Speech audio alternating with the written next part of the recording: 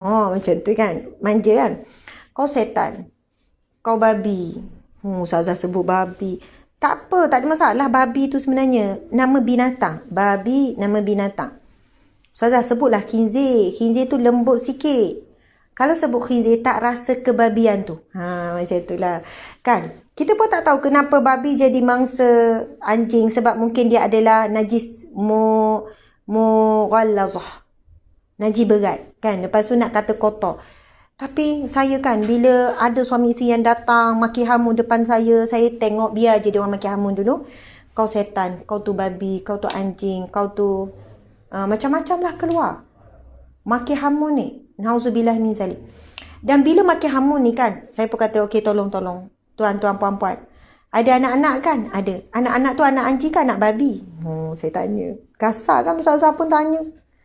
Terus duduk orang tu. Apa maksud ustazah? Kenapa cakap macam tu pada anak-anak kami?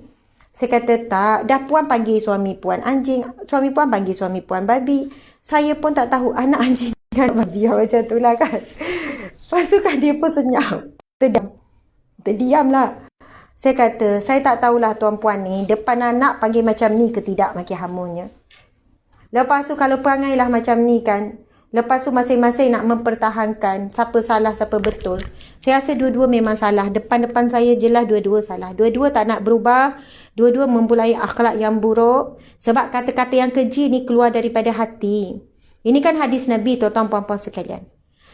Jadi sebenarnya bukanlah saya nak menganjing atau membabikan mereka. Saya kata perbuatan tuan-tuan puan-puan panggil pasangan tu hukumnya haram. Suami panggil isteri macam tu pun haram. Isteri panggil suami macam tu dengan niat untuk menghina, haram hukumnya. Jadi macam mana lidah kita ni membiasakan menyebut perkataan yang haram. Bagaimana nak dapat ketenangan. Bagaimana rumah tangga nak ada rahmah dan sebagainya. Saya kata jangan menyesal kalau anak-anak tuan-puan puan juga memiliki perkataan yang sama. Mulut yang sama maki hamun. Dan esok bila tua, tuan-puan pula kena maki. Kedua, tuan-tuan puan-puan sekarang nak rumah tangga, nak bercerai, nak apa? Tuan-tuan puan nak ke rumah tangga anak-anak pun jadi macam tu? Tuan-tuan puan tak nak ke berimpian supaya satu hari nanti sampai ketua, anak-anak boleh tengok anak kahwin bahagia, dapat cucu apa semua? Sebab benda ini pilihan kita. Bukan kata ustazah dah takdir Allah dapat suami maki hamun. Saya balas balik je. Kalau dia tak maki, saya tak maki. Kan? Ustazah takdir Allah sekian-sekian. Putus lagi. Oh, lain memang tak okey.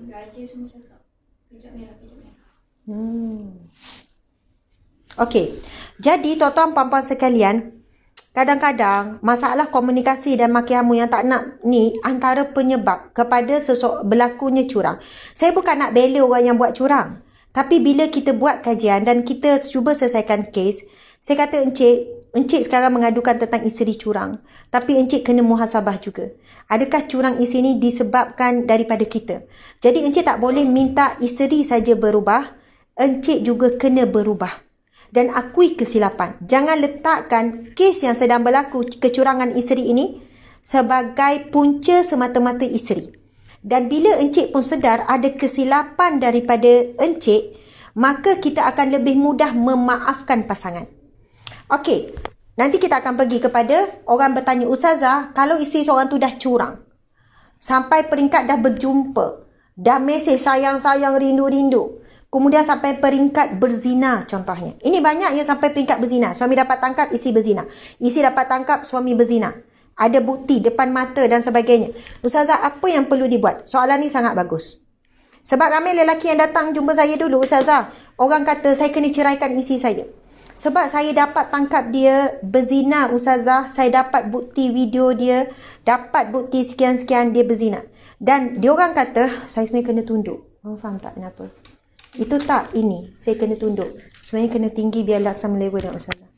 Kau tak jadi penat. Okey. Tapi ini. Okey. Jadi tuan-tuan puan-puan sekalian.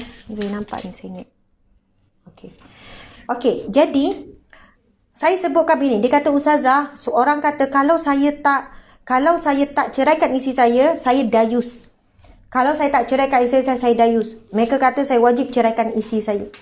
Saya kata begini. Dayus ini kalau merujuk kepada hadis Nabi SAW, iaitu suami dan lelaki dayus tidak mencium bau syurga, iaitu lelaki yang membenarkan isteri, anak-anaknya dan sebagainya, ataupun anak perempuan atau anak lelaki melakukan maksiat kepada Allah Subhanahu Wa Taala. Jadi adakah tuan membenarkan? Tak, saya tak benarkan ustazah.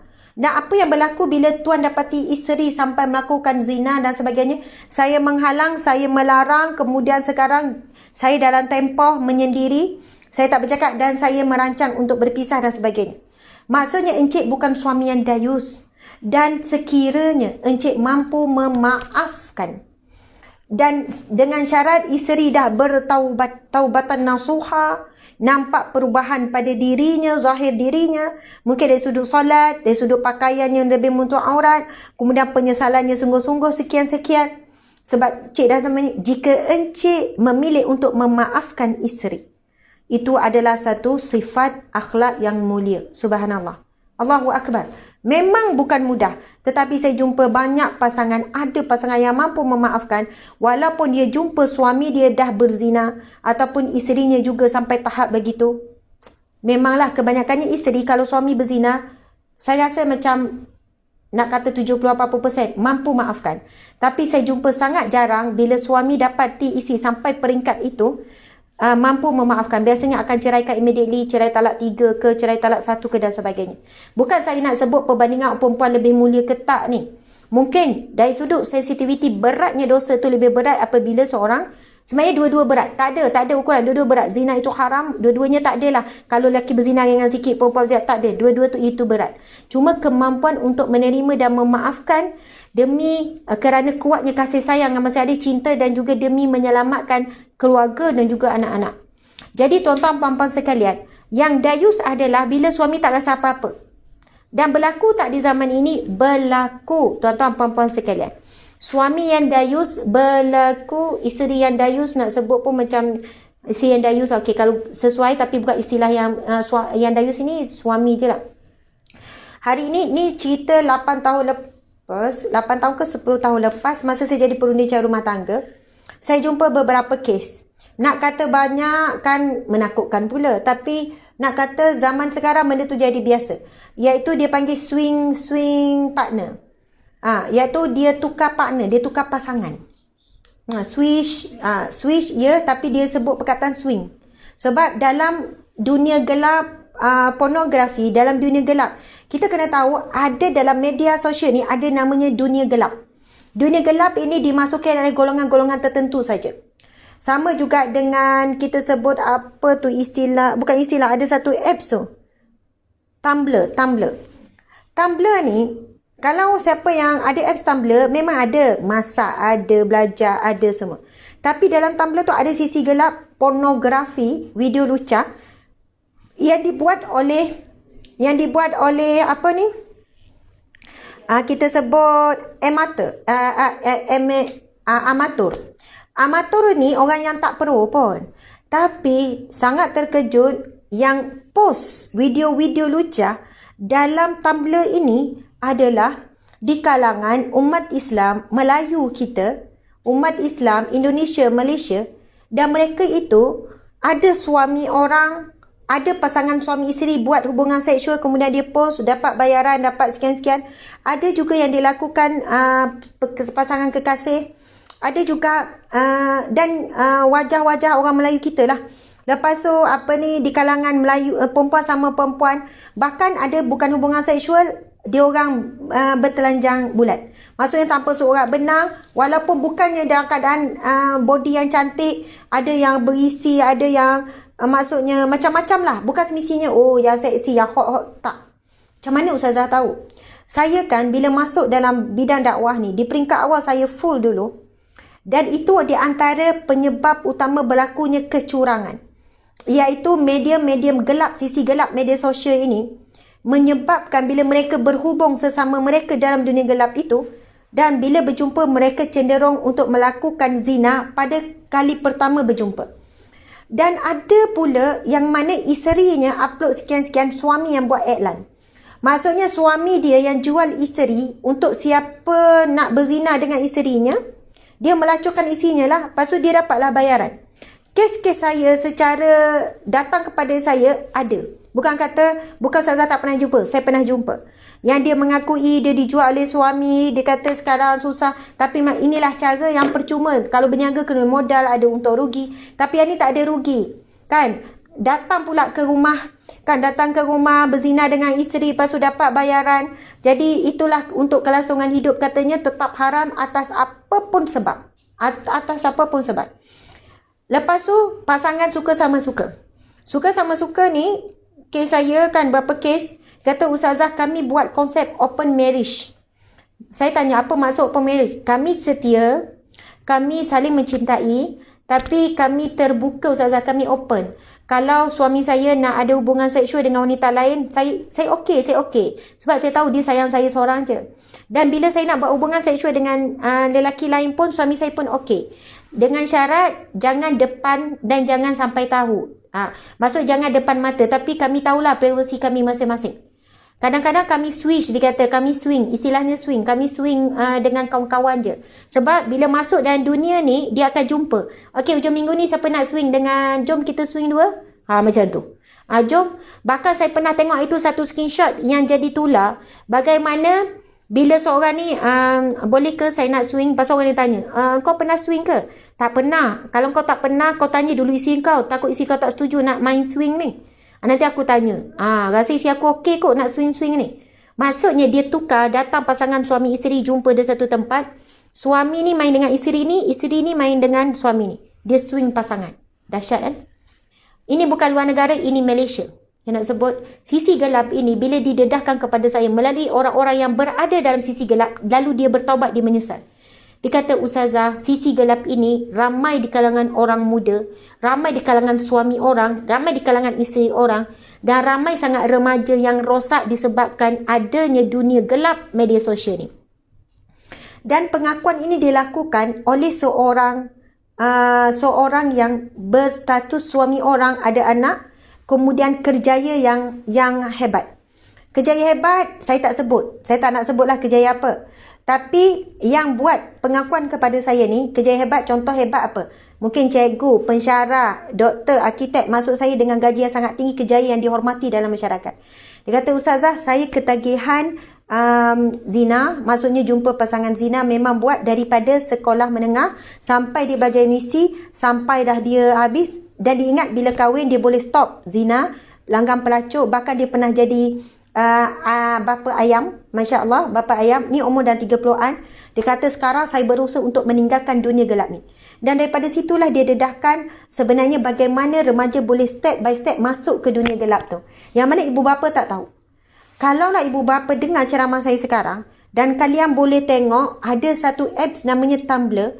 Kalian kalau tekan, kalian akan nampak surface, nampak okey. Oh, anak kita belajar, oh dah Tumblr ni. Tapi bila pergi lagi, sebab saya pernah buka, dan bukan saya buka akaun, tapi ada pihak-pihak yang ni, dia kata Ustazah boleh tengok macam mana suasana dalam Tumblr ni.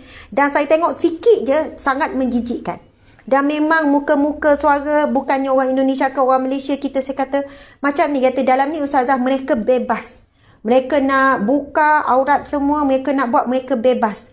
Sebab dia orang tak boleh, dia orang restrict, dia orang jaga macam mana confidential, tak keluar video-video yang lucah ni keluar.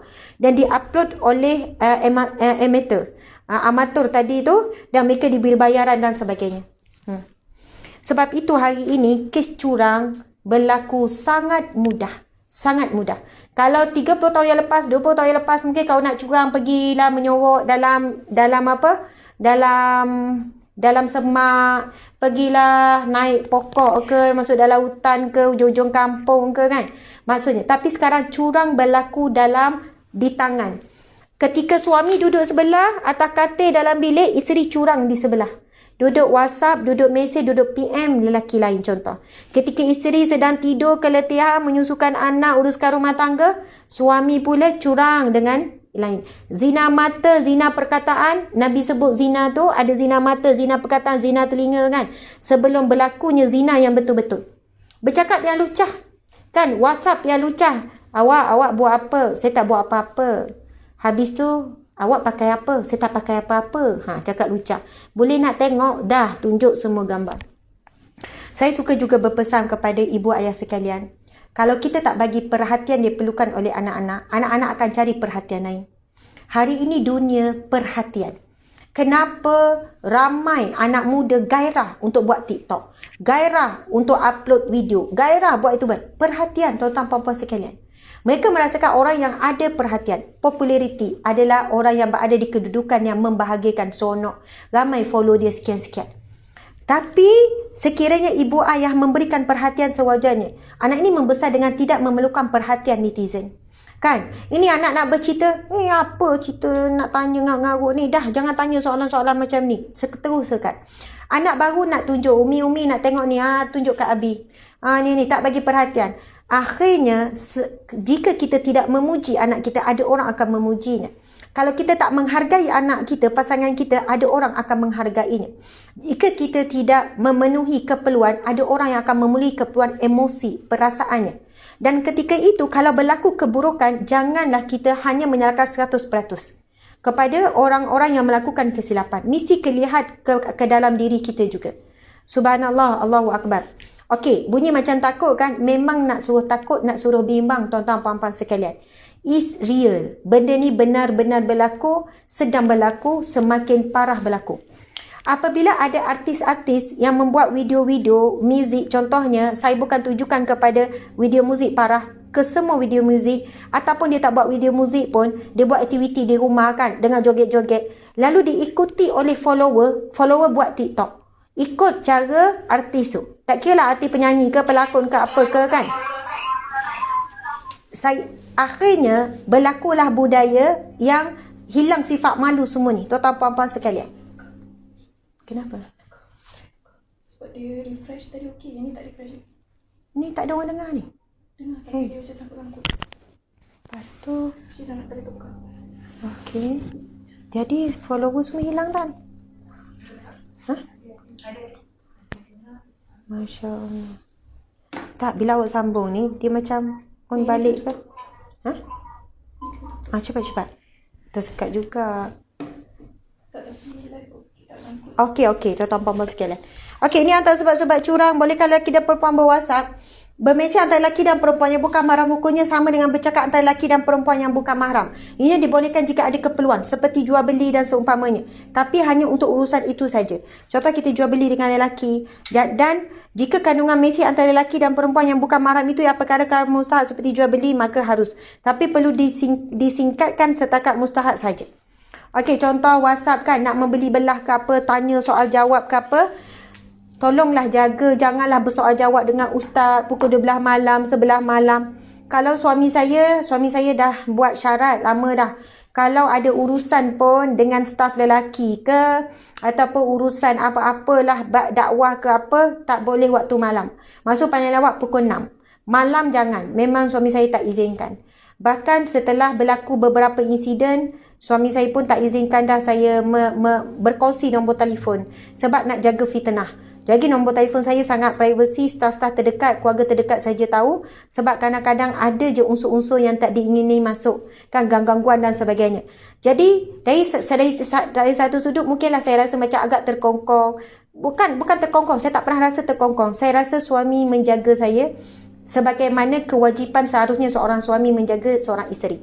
Jadi bila saya ikut, walaupun saya jadi terputus grup WhatsApp dengan kawan-kawan, grup WhatsApp kawan sekolah menengah, grup WhatsApp asrama sekolah menengah, grup WhatsApp Tupperware, grup WhatsApp produk tu produk ni, grup WhatsApp jemaah, grup WhatsApp kawan-kawan sama universiti, banyaklah dengan jemaah dan sebagainya. Jadi satu sudut, sebab bila saya masuk dalam grup yang besar, nombor saya akan bocor. Bila bocor, ada masuk-masuk benda yang tak sepatutnya masuk lah kan. Saya terlalu sibuk dan sebagainya.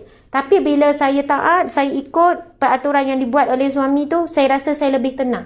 Saya lebih fokus, saya tak terganggu dengan banyak gangguan. Masya Allah.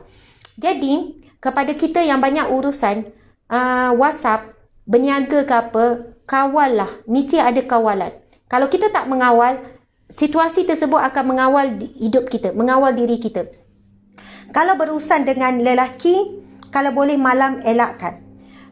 Sebab malam ada satu suasana hening, sensual sikit. Walaupun nak jual beli ke apa, dah jadi lain macam. Tak manis, orang kata tak manis. Orang perempuan lelaki bercakap tengah malam tak manis. Kan kalaupun okey tuan, esok saya akan balas, mohon maaf, esok secara cepat mungkin. Contohlah macam tu kan. Jadi dia macam berduaan dalam satu bilik, dan kita berduaan dengan lelaki dalam satu WhatsApp. Sebab tak ada orang lain. Dan berhati-hati juga dengan apa? Dengan emoji yang diberikan. Dia punya ialah mesra kan. Dia mesra alam kan, mesra makhluk, mesra alam, mesra mesra semualah kan. Jadi bila senyum, bila dia happy tu kan, dia bagilah emoji mata sepet. Ataupun bila dia rasa macam kelakar, dia pun buat gelak macam tu. Jadi emoji ni pun sekarang bukan emoji smile saja. Macam-macam bentuk emoji sekarang.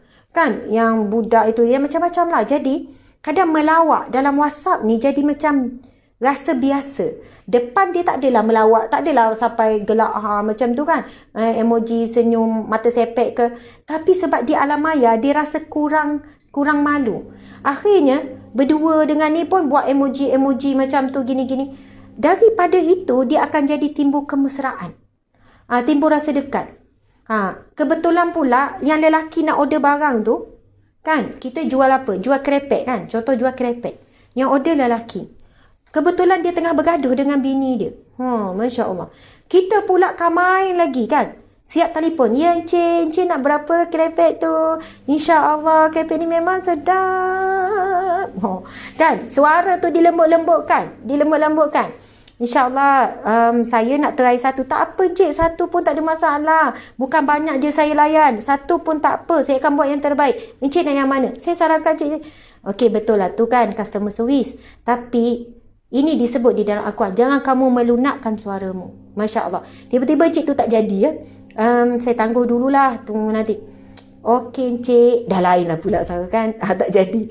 Tak apa Encik. Encik jangan risau. Kalau nak Encik cari saya ya. Saya pembekal gini. Orang lelaki tu pun letak. Lembutnya lah perempuan ni ya Allah. Dah kahwin belum ya? Hai, isteri aku hari ni suara capete. Jarum syaitan ni dia masuk kadang-kadang tepat waktu. Tengah orang tu ada masalah, tengah rasa isteri dia tu tak perfect, tiba-tiba ada walaupun tak kenal. Allahu Akbar, tuan-tuan puan-puan sekalian. Kadang-kadang kan benda-benda macam ni orang nampak remeh. Orang kata ustazah ni overthinking lah. Janganlah fikir sampai tahap tu.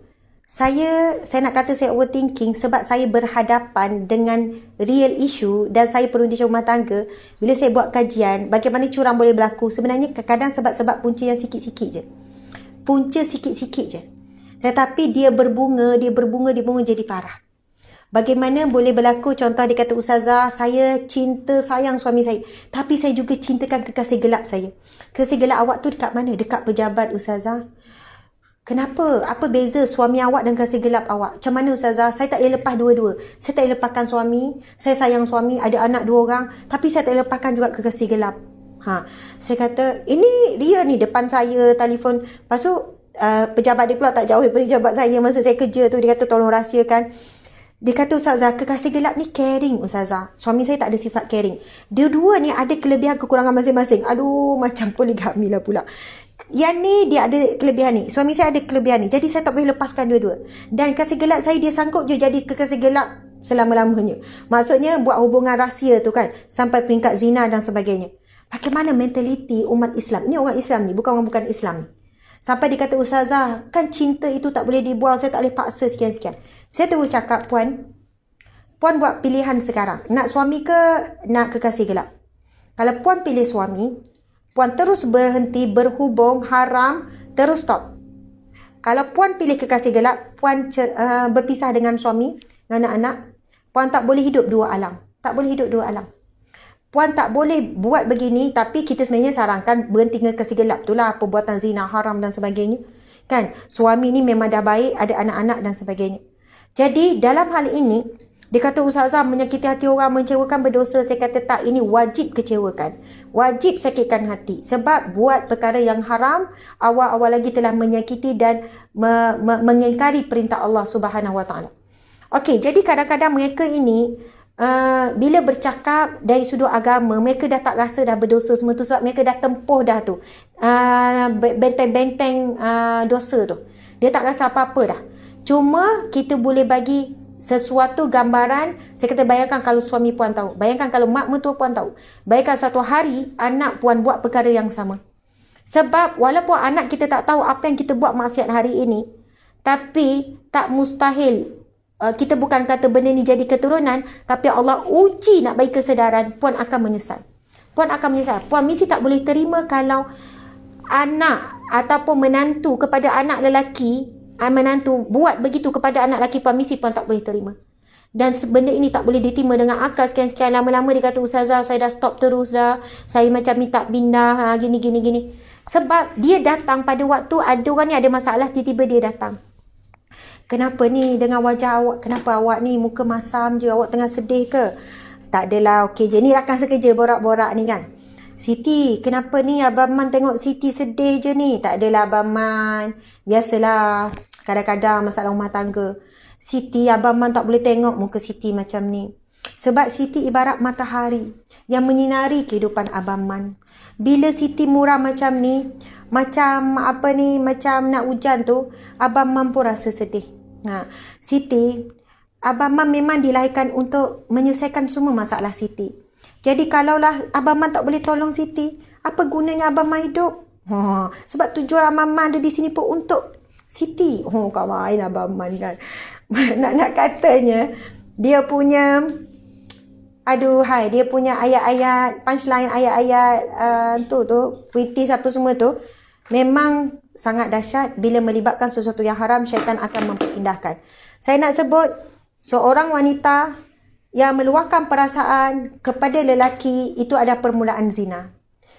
Macam berat sangat Ustazah, kan itu bunga-bunga zina. Apa tujuan meluahkan perasaan kepada lelaki? Tujuan apa? Nak perhatian. Kalau nak solution, cari orang yang sewajarnya. Kita boleh ada pilihan kaunseling, unit kaunseling, jawatan agama. Kita runding cara. Kita ada pilihan melalui mungkin kawan-kawan yang kita hormati, guru-guru ataupun ni. Kalau kita meluahkan kepada pasangan berlawanan jenis, ada kecenderungan simpati, lama-lama jatuh hati. Memula simpati. Ya Allah, kesiannya, tak sangka ya kau macam ni, aku nampak kau tenang jumpa ni, yelah ni.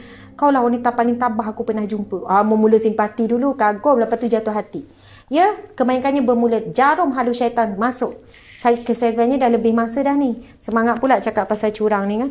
Okey. Bolehkah lelaki dan perempuan boleh berwasat? Boleh. Tapi kita kena ingat sabda Nabi SAW. La yakhluwanna rajulun bi imra'atin illa kana salisahuma syaitan. Tidaklah seseorang lelaki bersunyi-sunyian dengan seorang wanita, melainkan yang ketiga adalah syaitan. Bersunyi-sunyian ni bukan sekadar dalam bilik, tapi boleh jadi juga bersunyian itu bila berwasap, sunyi-sunyi berdua je dalam tu, tak ada orang tahu, tapi Allah melihat, malaikat melihat. Okay, bolehkah cek telefon pasangan? Nabi tak menghukumkan haram, bukan untuk bersangka buruk, kerana untuk berikan ketenangan pada pasangan. Rujuk hadis Aisyah intip Nabi SAW. Okey, ini last, saya akan tutup. Ini tentang kisah Sayyidatina Aisyah pergi intip Rasulullah. Aisyah menceritakan baginda berkata, maukah kalian aku ceritakan sebuah hadis daripada Rasulullah dan juga dariku? Kami menjawab, ya. Aisyah berkata, pada suatu malam ketika giliran Rasulullah SAW di rumahku, setelah baginda menanggalkan pakaiannya, meletakkan selipannya di sisi kaki dan membentangkan pinggir jubahnya di atas katil, baginda lantas berbaring. Setelah beberapa lama kemudian dan barangkali baginda menyangkaku telah tidur, baginda mengambil baju dan selipannya, dibukakannya pintu perlahan dan kemudian ditutupnya kembali perlahan-lahan. Okey, Aisyah rasa ragu-ragu, rasa syak, rasa macam kita sebut apa tu? Okey, bahasa Terengganu suspicious. Orang sebut suspicious. Dia tu rasa macam ragu-ragulah, rasa syak. Sebab pada suatu malam Rasulullah, ketika giliran Rasulullah dah buka pun pakaian, dah buka selipar, dah baring, tiba-tiba sampai lama Nabi bangun kerana menyangka aku tidur. Baginda mengambil baju dan seliparnya, dibukanya pintu perlahan dan kemudian ditutup pintu perlahan. Maksudnya Nabi buka pintu perlahan kan, macam tak nak bagi Aisyah tahu, pada Aisyah tak tidur lagi. Menyaksikan baginda seperti itu, Ku kenakan pula bajuku dan ketutup kepalaku dengan kain. Kemudian aku mengikuti baginda dari belakang hingga sampai ke Baqi. Maksudnya Aisyah follow Nabi. Aisyah nak siasat, Nabi nak pergi mana ni, sekian-sekian. Aisyah pakai senyap-senyap, Aisyah follow. Ketika sampai di sana, baginda berdiri agak lama. Kemudian baginda mengangkat kedua tangannya 3 kali. Sesudah itu baginda beredar, maka aku pun bergegas pulang. Apabila baginda berjalan cepat, maka aku pun berjalan cepat-cepat. Apabila baginda berlari kecil, aku pun demikian. Ketika baginda sampai, aku pun sudah sampai lebih dahulu dari baginda. Kemudian aku masuk ke dalam rumah dan langsung tidur. Setelah itu baginda masuk dan bertanya, "Kenapa kamu, wahai Aisyah? Ku dengar nafasmu kembang kempis. Ataupun ku dengar nafasmu seperti tercungap-cungap." Ini sangat comel. Pasangan yang sangat comel. Aisyah memang comel. Masya Allah. Tuan-tuan puan faham ceritanya ya. Aisyah cerita, pada satu malam Rasulullah dah buka baju, dah sangkut, dah baring. Tiba beberapa ketika, mungkin kerana Rasulullah dah menyangka aku tidur, Rasulullah bangun senyap-senyap, buka pintu senyap-senyap. Kan? Lepas tu tutup pintu senyap-senyap. Jadi Aisyah mula rasa syak. Lepas tu Aisyah pun pakai juga kerudung semua. Aisyah pun follow Nabi. Kemudian sampailah ke Baqi. Aisyah nampak Rasulullah angkat tangan sebanyak 3 kali berdoa. Setelah selesai, Rasulullah pun berjalan. Aisyah pun tak naklah Rasulullah tahu bahawasanya Sayyidatina Aisyah ni follow, intip Rasulullah ni. Aisyah pun, bila Rasulullah berlari, Aisyah pun berlari. Rasulullah jalan, Aisyah jalan. Rasulullah jalan. Akhirnya Aisyah sampai dulu ke rumah. Biasalah nak buat supaya Rasulullah tak perasan, terus masuk dalam selimut mungkin, lepas tu buat tidur. Kemudian Rasulullah ni suami yang bijak kan. Kita pun boleh perasan. Rasulullah pun tanya, "Wahai Aisyah, kenapa kamu tercungap-cungap? Takkan tidur tercungap-cungap kan?" Jadi kantoilah Sayyidatina Aisyah. Rupanya baginda berkata, "Ceritakan kepadaku, atau kalau tidak, Allah yang maha lembut dan maha mengetahui akan menceritakannya kepadaku." Maksudnya Rasulullah kata, "Cerita padaku, apa sebenarnya? Kenapa kamu tercungap-cungap ni?" Aku menjawab, "Wahai Rasulullah, demi bapa dan ibuku." Lalu ku ceritakanlah kepada baginda apa yang sebenarnya terjadi. Aisyah follow. Baginda berkata, "Kalau begitu kamulah kiranya bayangan hitam yang saya lihat di depanku tadi." Saya menjawab, "Ya, benar wahai Rasulullah." Maksud Rasulullah perasan ada bayangan hitam kan. Ada orang jalan-jalan, lepas tu berhenti. Rupanya kamulah Aisyah bayangan hitam tu. Kan. Maka baginda pun mendorong dadaku dengan keras hingga terasa sakit bagiku. Bukanlah sakit sangat macam Rasulullah tekan kot. Kemudian baginda berkata, "Apakah kamu masih curiga? Allah dan Rasulnya akan berbuat curang kepadamu." Jawabku, "Setiap apa yang dirahsiakan manusia, pasti Allah mengetahui." Maksud curang di sini bukan maksudnya curang ni. Rasulullah bertanya, "Apakah kamu masih curiga? Kamu curiga ke Aisyah bahawasanya Allah dan Rasulnya aku ni curang kepadamu?" Aisyah ni dia ada satu sifat, ialah seorang isteri yang normal. Sebab ni malam giliran, jadi ke Rasulullah nak pergi jumpa isteri yang lain, macam tu lah kan. Subhanallah, sedang itu malam giliran. Lalu kemudian Rasulullah menceritakan kenapa baginda keluar. Baginda bercerita tadi Jibril datang, tapi kerana ia melihat ada kamu, dia memanggilku perlahan-lahan sehingga tidak terdengar olehmu. Aku menjawab panggilannya tanpa terdengar pula olehmu. Dia tidak masuk ke rumah kerana kamu menanggalkan pakaianmu, dan aku pun mengira bahawa kamu telah tidur. Kerana itu aku tidak membangunkanmu, khawatir engkau akan rasa kesepian.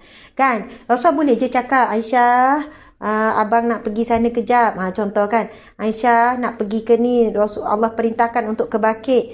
Sebab aku tidak mahu engkau rasa kesepian. Akan rasa duduk seorang apa semua." Contoh suami. Jadi Rasulullah ni suami yang sangat prihatin. Dia bukan nak merahsiakan, tapi dia tak nak mengganggu tidur isteri dia. Kadang-kadang ada suami pula bangun pukul 2 pagi kejut isteri. Bangun. "Dah kenapa awak? Saya lapar. Goreng telur." Isteri tengah tidur kepenatan ni. "Oi, bangun. Kenapa bang? Ada apa? Tu budak dah bocor tu. Tukar pampers dia." Padahal boleh je suami tu tukar sendiri kan. Tolong, nampak isteri penat ni. Bangun. Anak tu bunyi. Apa salahnya kalau suami terjaga, suami buat susu, tidurkan anak. Rasulullah ni seorang suami yang sangat prihatin. Dia tak nak ganggu tidur isteri ni. Subhanallah. Jibril berkata kepadaku, "Allah memerintahkan agar Tuhan datang ke Baqi." Rupanya Jibril datang menyampaikan perintah Allah supaya pergi ke Baqi, tempat perkuburan umat Islam. dan memohon ampunan bagi para penghuninya.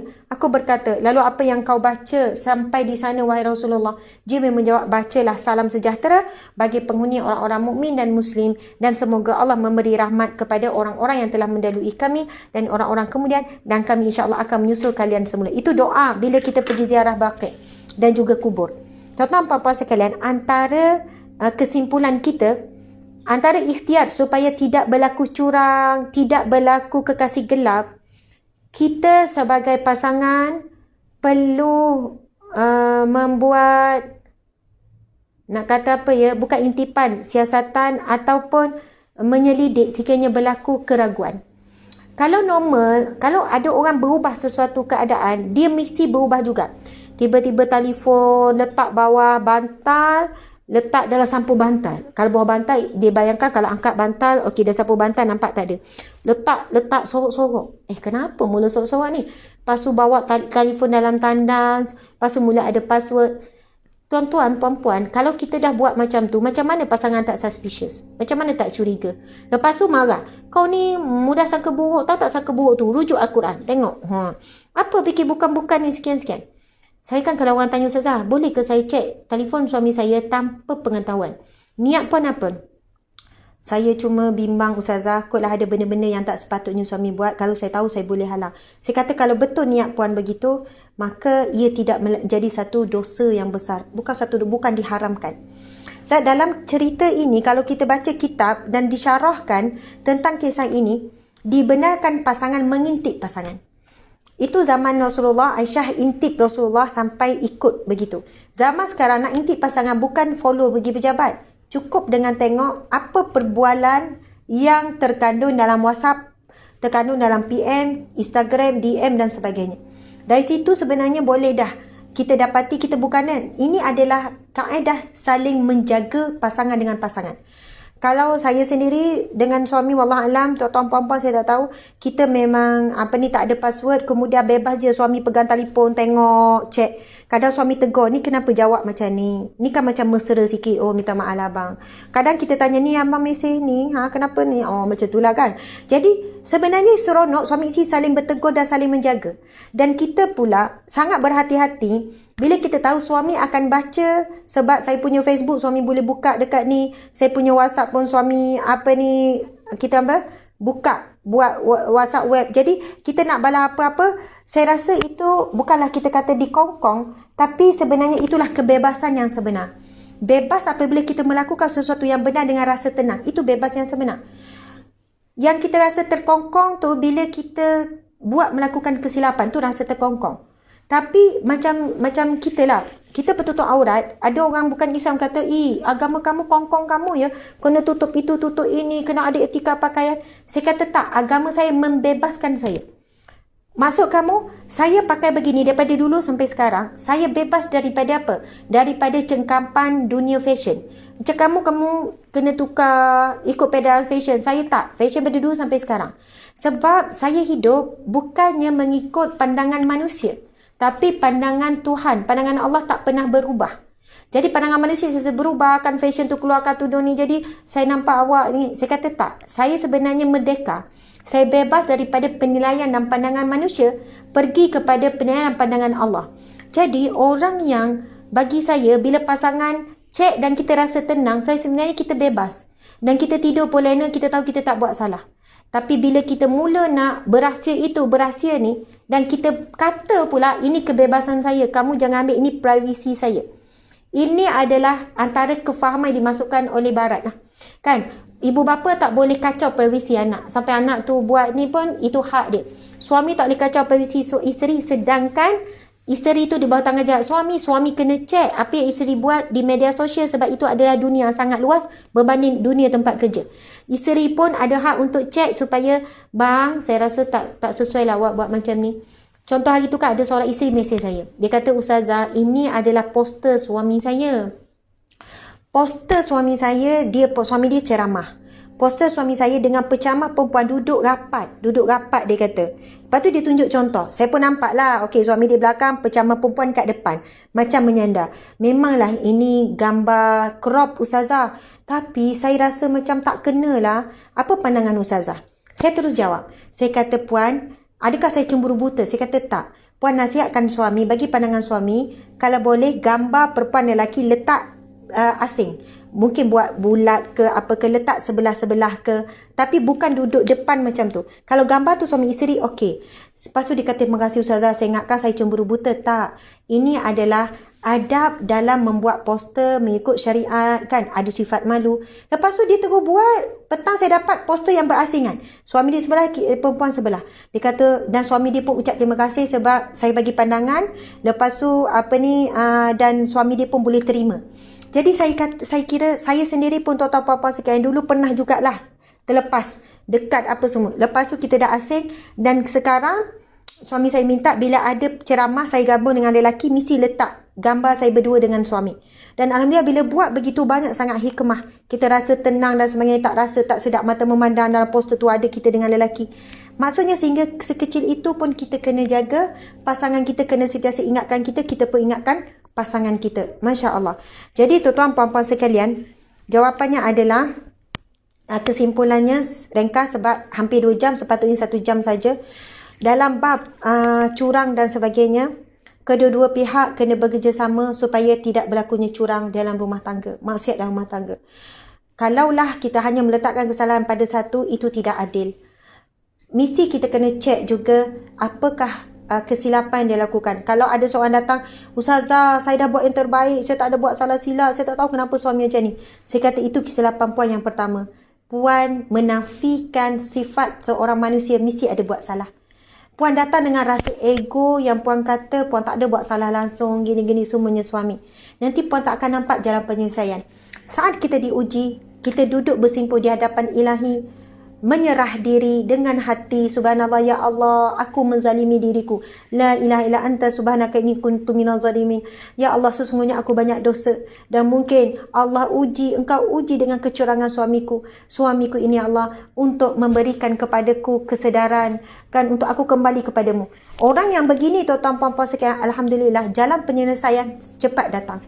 Tapi kalau dia rebel, dia duduk salahkan ni saja, walaupun dia kata, puan buatlah solat taubat, mungkin ada dosa kita, sebab yang boleh mengubah suami kita ni, yang boleh bagi hidayah Allah saja, kita tak mampu. Puan masaklah sedap macam mana, puan lah gilah kurus balik, pakai seksi depan suami, puan buat macam-macam lah semua, kan, gini-gini, kan, puan ni nak hati ni yang pegang Allah. Jadi kita kembali pada Allah, menyerah diri, mengakui kekurangan, dosa-dosa kita. InsyaAllah Allah campak rasa bersalah. Allah buatlah macam mana akhirnya suami ini kembali kepada puan. Jadi sebab itu tuan-tuan puan-puan sekalian, mudah-mudahan perkongsian pada hari ini diberkati Allah. Tuan-tuan puan dapat sesuatu, saya mohon maaf salah dan silap, kekurangan dan sebagainya. Dengan itu kita tangguhkan majlis. Oh ramai, 1,000 lebih, kan tak ada orang dah, kan, sebab dah nak makan dah ni. Okey, subhanallah. Memang topik menarik, curang. InsyaAllah kita akan buat curang curang siri kedua, siri seterusnya. Sebab sebenarnya banyak lagi yang saya nak kongsikan. Masya Allah. Alhamdulillah, terima kasih pada semua. Saya sayang semua kerana Allah, kerana Rasulullah. Wabillahi taufiq wal hidayah. Assalamualaikum warahmatullahi wabarakatuh. Terima kasih kepada pihak UTM di atas penganjuran majlis ini. Mari kita support UTM ada kaunter bayar zakat melalui potongan gaji. Jadi kita boleh potongan gaji bayar zakat kepada pihak UTM. Ada link tu, masya-Allah, boleh WhatsApp zakat sekarang, boleh online je, tak payah nak pergi, kan, nanti dia orang tolong kirakan. Alhamdulillah, ni bagus sangat. Zakat maksudnya penyucian. Siapa yang bayar zakat, dia bersihkan harta dia. Dan zakat juga membawa masuk pergandaan. Siapa yang bayar zakat, Allah akan gandakan rezeki dia. Macam-macam fadilat zakat. Zakat pun kita tahu wajib. Siapa yang rasa tak bayar zakat lagi tahun lepas, ni tekan terus nombor telefon ni. Zakat UTM ni, subhanallah, tekan terus. Lepas tu boleh berhubung, cakaplah komitmen kita sekian-sekian. Lepas tu nanti dia orang tolong kira kemudian berapa zakat tu. Subhanallah, alhamdulillah. Terima kasih kepada semua. Wabillahi taufiq wal hidayah. Assalamualaikum warahmatullahi wabarakatuh. Waalaikumsalam warahmatullahi wabarakatuh. Terima kasih Ustaz Asmarun. Alhamdulillah, terima kasih di atas perkongsian yang diberikan. Dan sangat informatif dan bermanfaat dalam kita semua amalkan dalam kehidupan. Untuk kita amalkan dalam urusan muamalah beramallah dalam kehidupan. Jadi sama-sama kita tonjolkan akhlak yang baik, hargai diri sendiri dan keluarga dengan jaga nama baik diri dan keluarga juga. Jadi terima kasih Ustazah, terima kasih di atas pencerahan yang diberikan. Nampaknya siri bicara fake untuk hari ketiga ni telah pun sampai ke hujungnya.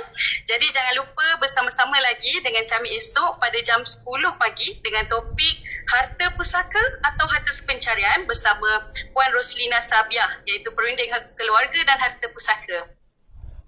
Jadi tuan-tuan dan puan, ajak rakan-rakan semua like dan share, like dan follow FB Masjid Sultan Ismail untuk kita sama-sama tonton dan tuntut ilmu dengan program-program yang disediakan di dalam FB kami, insyaAllah. Jadi terima kasih kepada semua penonton yang menonton program kita pagi ini. Teruskan menuntut ilmu dan sama-sama kita beramal dengan ilmu yang kita ada. Al-ilmu bila amal kasyajar bila tamar, kan. Jadi dengan adanya ilmu inilah yang akan memandu kita untuk melakukan kebaikan dan kita akan buat perkara-perkara yang baik saja. Jadi terima kasih Ustazah atas perkongsian hari ini ya. Terima kasih banyak. Jadi terima kasih semua. Semoga kita berjumpa lagi. Assalamualaikum warahmatullahi